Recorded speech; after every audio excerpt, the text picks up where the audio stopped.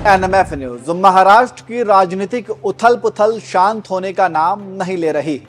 वहां की सियासत में कौन किस पर भारी पड़ रहा है यह कहना बहुत ही मुश्किल। एक तरफ बीजेपी और उसकी सहयोगी पार्टी शिवसेना शिंदे गुट है, तो वहीं दूसरी तरफ महाविकास आघाड़ी में शामिल कांग्रेस, शिवसेना, उद्धव गुट और एनसीपी है। वैसे ऊपर से देखने से ऐसा लगता है कि महाराष्ट्र में एक सत्ता पक्ष है और दूसरा विपक्ष, लेकिन अंदर खाने सत्ता पक्ष और विपक्ष में शामिल पार्टियों के बीच क्या खिचड़ी पक रही है ये किसी को नहीं पता। और एक समय ऐसा लगने लगता है जैसे कि अब महाराष्ट्र की सियासत करवट लेने वाली है। इस वक्त भी महाराष्ट्र में कुछ ऐसे ही हालात बने हुए हैं और ऐसा लग रहा है कि फिर से कोई बड़ा बदलाव वहां होने वाला है। और इसी कड़ी में इस बार शरद पवार ने एक बड़ा राजनीतिक धमाका कर दिया है। जी हां, शरद पवार ने अब एनसीपी अध्यक्ष के पद से इस्तीफा दे दिया है। वैसे आपको बता दें कि शरद पवार महाराष्ट्र की राजनीति में हमेशा तुरुप का इक्का ही रहे हैं। महाराष्ट्र की राजनीति में शरद पवार कभी जरूरी होते हैं तो कभी मजबूरी। पिछले 6 दशकों से पवार महाराष्ट्र की सियासत की धुरी बने हुए हैं।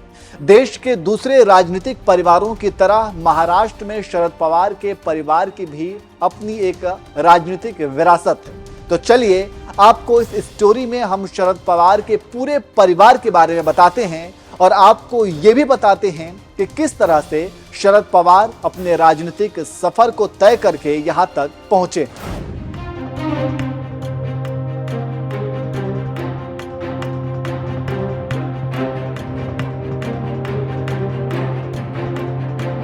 एमपीओ काटेवाड़ी, जिला बारामती, ये शरद पवार का स्थायी पता है। 18वीं सदी में भयंकर सूखे ने सतारा के कई लोगों को पानी की तलाश में पलायन करने के लिए मजबूर कर दिया था। उसी में शरद पवार के पूर्वज भी शामिल थे, जो सतारा से विस्थापित होकर बारामती के काटेवाड़ी में बस गए थे। शरद पवार के पिता गोविंदराव पवार विशेष रूप से शिक्षित नहीं थे, लेकिन उनके पास स्वाभाविक संसाधनशीलता और नेतृत्व कौशल था। काटेवाड़ी में आने के बाद शरद पवार के पिता ने खेती बाड़ी करनी शुरू की और उन्होंने पूरे बारामती के गन्ना उत्पादकों को एकजुट किया और एक सहकारी समिति बनाई। शरद पवार कुल 11 भाई बहन हैं। पिता गोविंदा राव और माता शारदा बाई अपने बच्चों की शिक्षा को लेकर काफी जागरूक थे, लिहाजा उन्होंने ये तय किया कि सीमित संसाधनों के बावजूद हर बच्चे को उच्च शिक्षा मिले। पवार ने अपनी आत्मकथा में अपनी मां के बारे में बताया है कि उनकी मां महिलाओं के लिए एक नाइट स्कूल और एक नाइट क्लिनिक भी चलाती थी। ब्रिटिश शासन के दौरान जिला अधीक्षक ने उनकी मां को बारामती महिला उत्कर्ष समिति में नियुक्त किया था।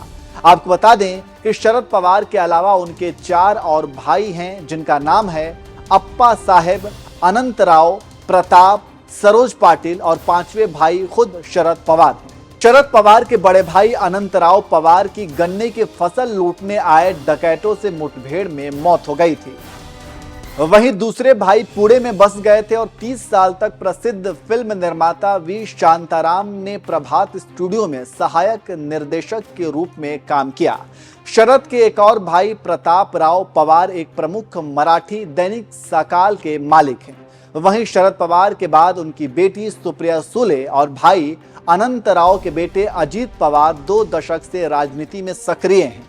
अब अजीत के बेटे पार्थ और दिनकर राव के पोते रोहित भी राजनीति में आ गए हैं। पार्थ ने पिछले लोकसभा चुनाव में मावल सीट से चुनाव लड़ा था, जबकि रोहित कर्जत सीट से चुनाव जीतकर महाराष्ट्र विधानसभा में सफलतापूर्वक प्रवेश कर चुके हैं।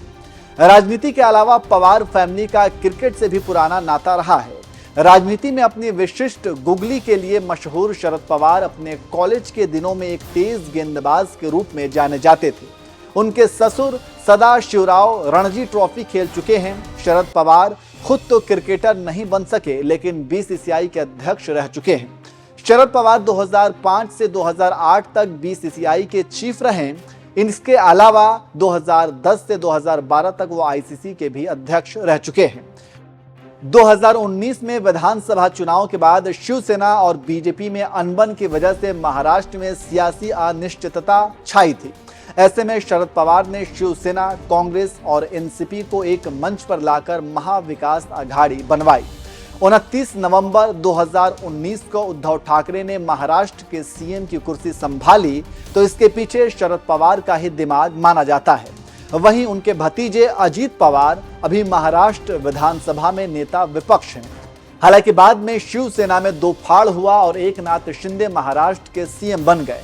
तो इस तरह से आप समझ सकते हैं कि शरद पवार का कैसा राजनीतिक वर्चस्व रहा है। लेकिन अब जिस तरह से एनसीपी के अध्यक्ष पद से शरद पवार ने इस्तीफा दिया है, इसके कई मायने निकाले जा रहे हैं। यहां तक कि एनसीपी में एक वर्ग शरद पवार के इस फैसले के खिलाफ है। अब देखना होगा कि आगे ये राजनीतिक हलचल किस तरफ करवट लेती है। वैसे आपको क्या लगता है? आप भी अपनी राय कमेंट करके जरूर बताएं।